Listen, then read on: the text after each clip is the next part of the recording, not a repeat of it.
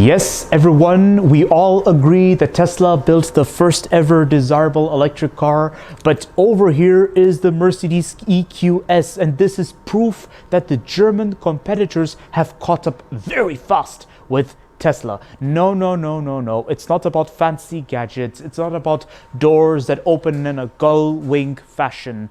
It's about taking quality to a new level. Now, I don't know if it's just me, but I find the EQ classes a bit interesting when it comes to design, because with the S-Class, with the GL SUVs, like the GL Class, the GLC, the GLE, they look fine. They look like Mercedes's jam, right? Mercedes is good at doing SUVs. That's one thing I have to remark. But when it comes to electric cars, Mercedes has gone completely round edge. It's like Mercedes assumes what the future looks like, or Mercedes assumes what today's generation looks like.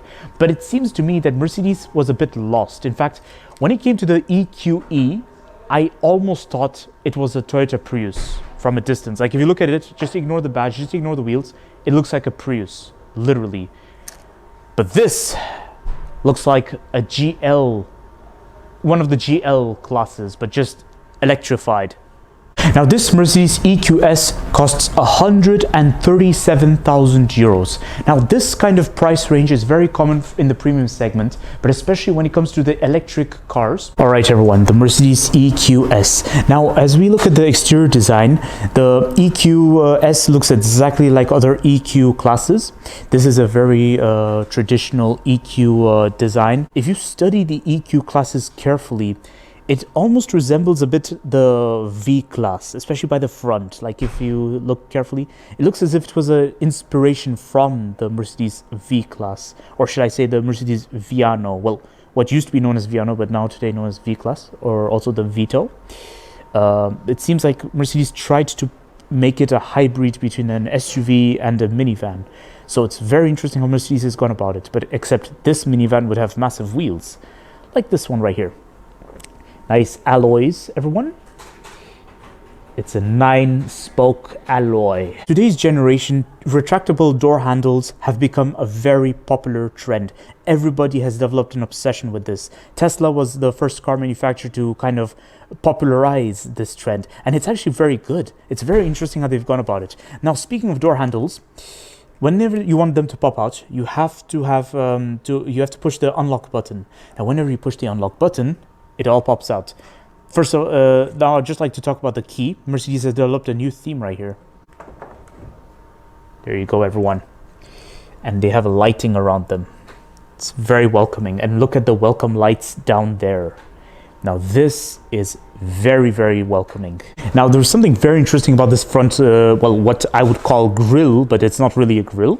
You see small Mercedes symbols right here. I don't know why Mercedes does that. Let's just take a moment and look at those headlights. Now, there's something really interesting. I've noticed BMW did this trend. I think they were the ones that started this with the M packs. And Mercedes has also started doing the same thing with the headlights. So they've started adopting a rather like blue and LED theme going on. As we are at the rear, things get even more interesting, guys. It's from this angle, it kind of reminds me of the Mercedes GLC. Go in the interior of the Mercedes EQS, everyone.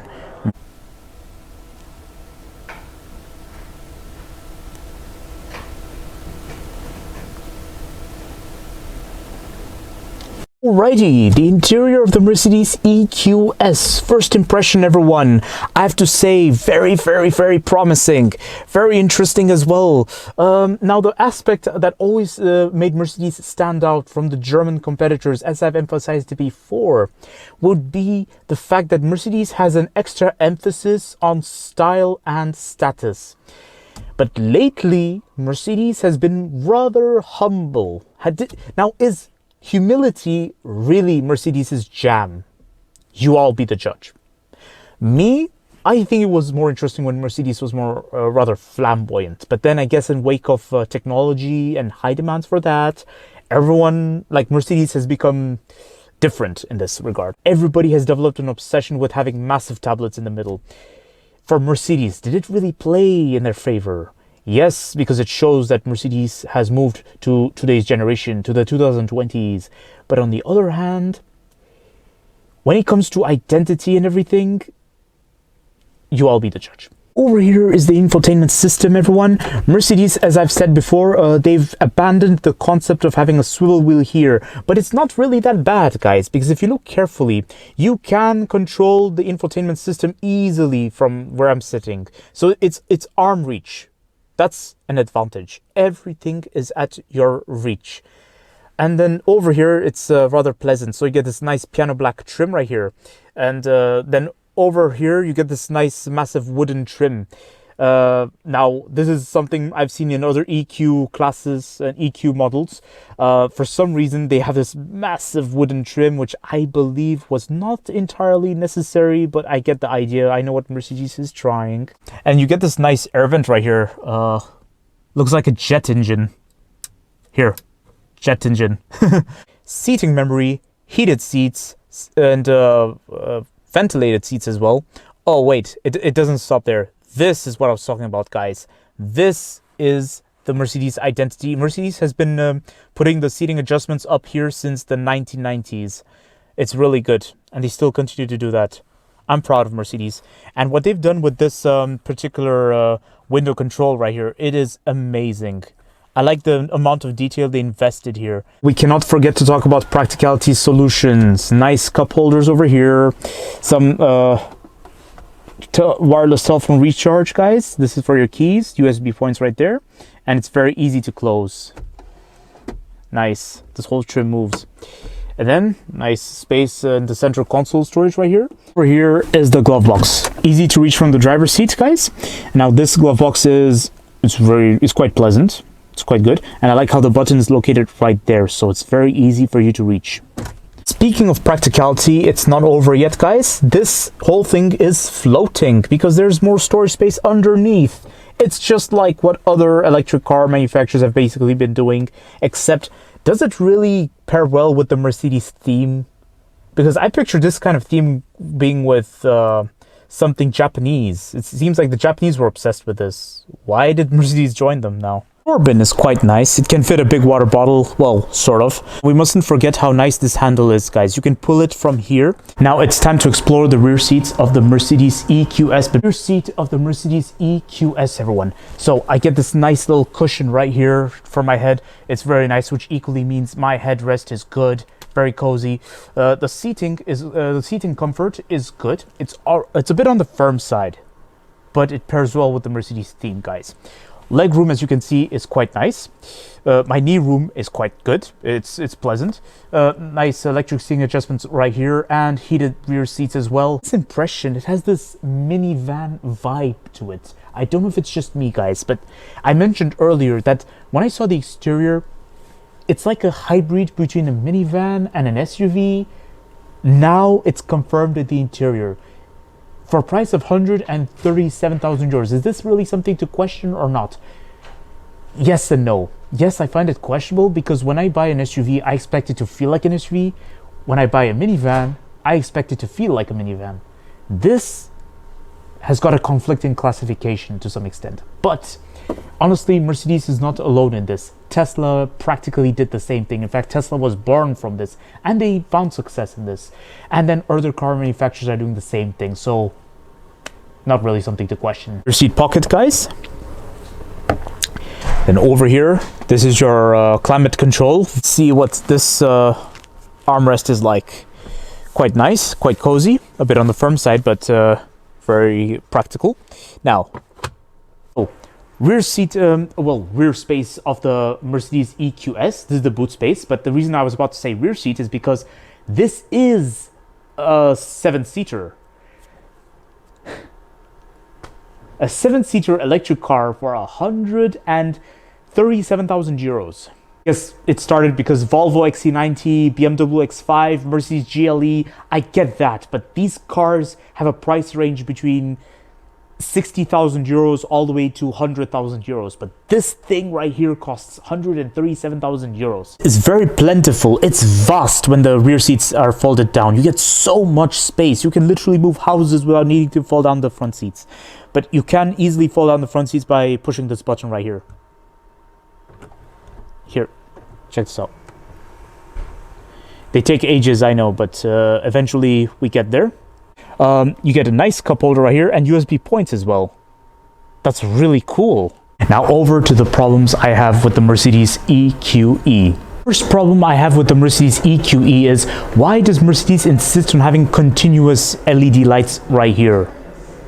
This Mercedes EQS costs 137,000 euros, and for that price, many car manufacturers tend to be generous, offering soft close on their doors, but Mercedes has done something quite different, guys.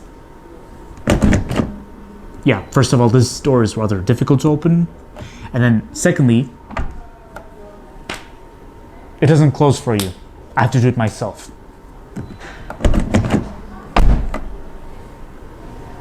Entering a Mercedes, you expect to feel like you're in a chariot. You expect to feel like you're in something that boasts status, something that really makes you feel above other road users. But as you sit in the back seat, you are greeted with this big lump of plastic right here, and it kind of reminds me of the sighting in the Ford Galaxy, guys. Literally. It feels like a minivan. I mean, look at how narrow this seat is, because I've sat in many cars of a similar price range, and they tend to have prouder seats, prouder front seats and everything. Mercedes, did you just copy Volkswagen right here?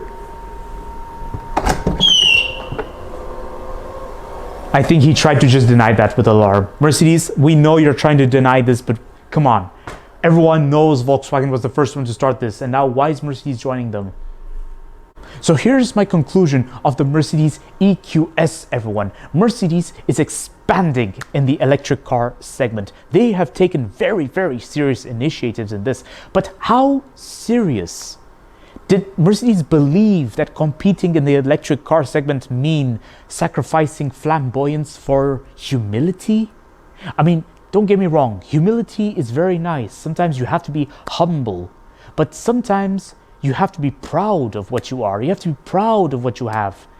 Mercedes thought, no, let's just scale back a little bit and do something different, something that defines electric cars. Come on, Mercedes, what did you do that for? Because here's the thing.